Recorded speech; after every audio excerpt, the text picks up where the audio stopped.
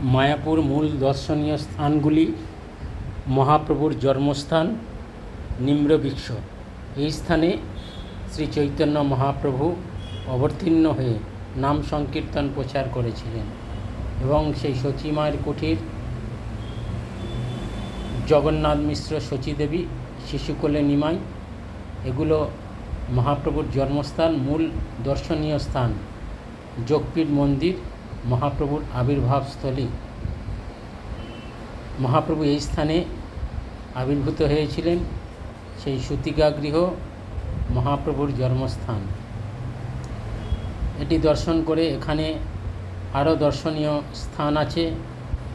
ক্ষেত্রপাল শিব আছে এবং মূল মন্দির যেটি বৃন্দাবন ধাম, পুরী ধাম এবং জগন্নাথ ধাম, এই তিনটি প্রকোষ্ঠে গৌর কৃষ্ণপ্রিয়া আর চৈতন্য মহাপ্রভু, রাধা মাধব পঞ্চতত্ত্ব আমরা দর্শন করব। সেই চৈতন্য মহাপ্রভু লক্ষ্মীপ্রিয়া, বিষ্ণুপ্রিয়া, নবদ্বীপ লীলায় তিনি এই রূপ ধারণ করছেন।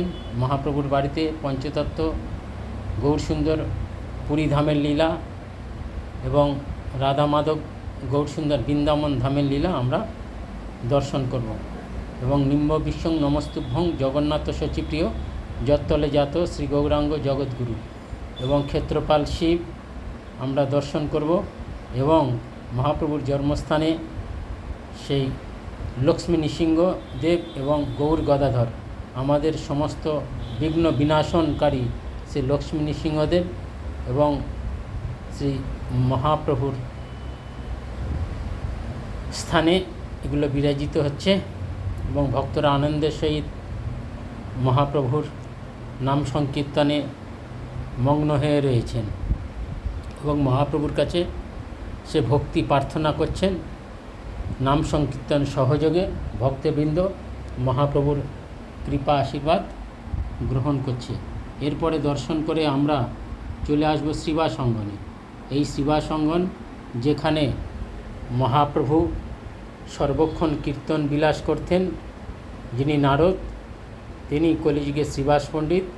এই শ্রীবাস পণ্ডিতের পঞ্চতত্ত্ব মিলি নাম সংকীর্তন করছে। মহাপ্রভু বিষ্ণু কট্টায় বসে আছেন। গদাধর অদ্বৈতাচার্য শ্রীবাস এই পঞ্চতত্ত্ব মিলি মহাপ্রভুর সেবায় নিযুক্ত আছে। সেই আমরা শ্রীবাস অঙ্গন দর্শন করব। শ্রীবাস অঙ্গন, মহাপ্রভু বলেন যে শ্রীবাস অঙ্গনে, তিনি শ্রীবাস অঙ্গনে নিত্য বিহার করছেন, লীলা করছেন।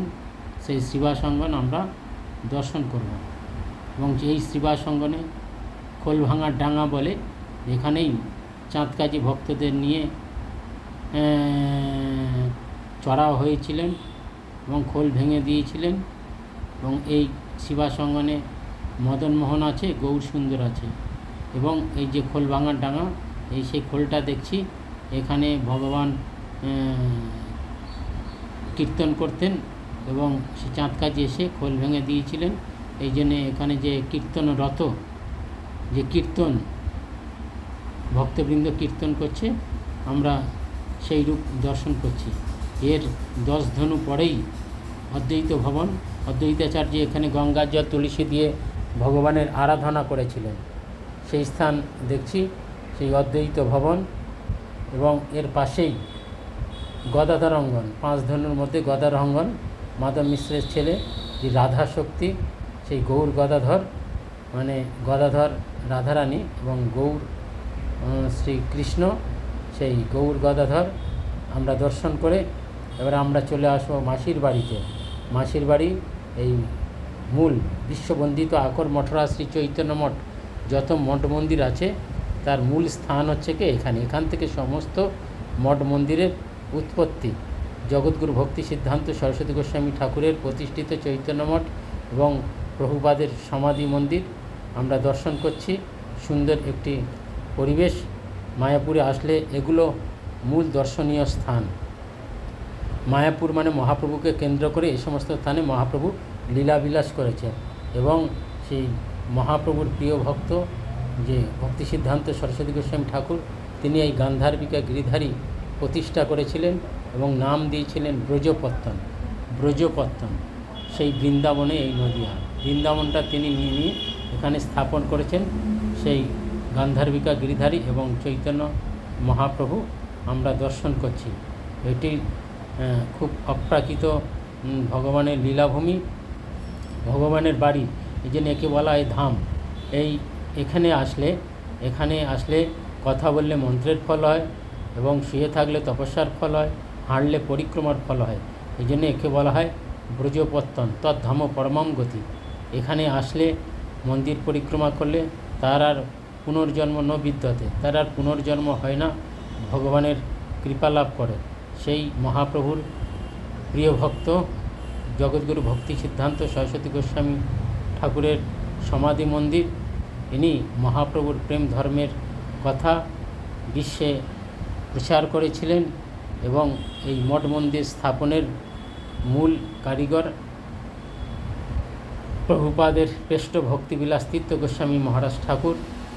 তিনি এই উদ্বোধন অনুপ্রেরণা দিয়ে জগতের কাছে মহাপ্রভুর কথা প্রকাশ করেছিলেন। এই জন্যে এই প্রভুপাদ শ্রেষ্ঠ ভক্তিবিলাস তীর্থ গোস্বামী মহারাজের কথা আমরা পাই। ইনি গৌড়ীয় মঠের মূল স্তম্ভ এবং প্রভুপাদ শ্রেষ্ঠ ভক্তিবিলাস তীর্থ গোস্বামী এবং পরমানন্দ প্রভু এই স্থানে এই রাধাকুণ্ডের তটে তিনি ভজন করেছিলেন এবং ভক্তদের নিয়ে এখানে বিহার করেছেন। এখানে তিনি শতকোটি নামযজ্ঞ করেছিলেন। সেই বিশ্ববন্দিত আকর মঠরাজ শ্রী চৈতন্য মঠ, অপ্রাকৃত ধাম। অবশ্যই এগুলো মূল দর্শনীয় স্থান এবং বল্লাল সেনের ঢিবি দেখবেন, চাঁদকাজি সমাধি দেখবেন। এগুলো হচ্ছে গিয়ে দর্শনীয় স্থান। মায়াপুরে আসলে অবশ্যই এগুলো দর্শন করবেন। এখানে দর্শন করলে আমাদের জীবনের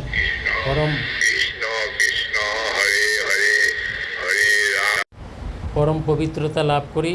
এখানে অসংখ্য সাধু, এই সাধুরা নিরন্তর ভগবানের সেবায় নিযুক্ত থাকে এবং এখানে জগন্নাথ দেবের শ্রীমন্দির আছে। এইগুলো মেন মায়াপুরের মূল দর্শনীয় স্থান। মানুষের মনোমুগ্ধকর পরিবেশ। সমস্ত তীর্থ পরিভ্রমণ করে যে না ফল পায় মায়াপুর দর্শনে, সেই ফল লাভ হয়। অর্থাৎ মায়াপুর দর্শন করলে সমস্ত তীর্থ দর্শনের ফল পাওয়া যায় এবং মায়াপুর দর্শন করলে, সাধুগুরু বৈষ্ণবের দর্শন করলে আমাদের মঙ্গল হয়। যেন বলছে, যে তীর্থে বৈষ্ণব নাই সে তীর্থে কভু নাই যায়, কি কাজ হাঁটিয়া দূর দেশে। এই জন্যে দূর দেশে না গিয়ে এই শ্রীধাম মায়াপুরে এসে এই সমস্ত মায়াপুরের যে মূল দর্শনীয় স্থানগুলো দর্শন করে জীবন ধন্য করে।